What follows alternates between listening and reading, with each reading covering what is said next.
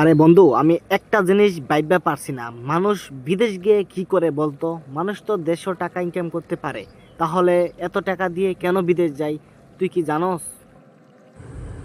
আরে বোকা, তুই এটাই জানোস না? মানুষ তো তিনটা কারণে বিদেশ যায়।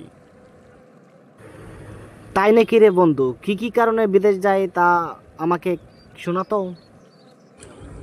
শুন, বিদেশ গেছি 5 লাখ টাকা খরচ করে, এটা কোনো ব্যাপার না, কিন্তু বিদেশ গিয়া যে একটা রান্না শিখছি, এটাই হচ্ছে আসল বিষয়। তাই নাকি রে বন্ধু? আমি তো লেখাপড়া শেষ করলাম, কিন্তু কোনো চাকরি বাকরি হচ্ছে না। তুই কি বলস, আমিও কি বিদেশ চলে যাব নাকি? তুই যদি আমাকে কিছু টাকা ধার দিতি তাহলে আমিও বিদেশ যাইতাম, তারপর তোকে গিয়ে বিদেশ টাকা পরিশোধ করে দিতাম। আরে বন্ধু, তুই এই টাইমে টাকা চাইছ? আমার কাছে একটা টাকাও নেই রে ভাই।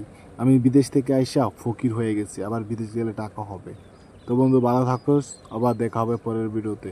আর সবাই রে বলে রাখি, এই চ্যানেলে যারা নতুন তারা অবশ্যই আমাদের চ্যানেলটি সাবস্ক্রাইব করে পাশে থাকা বেল আইকনটি বাজিয়ে দিবেন।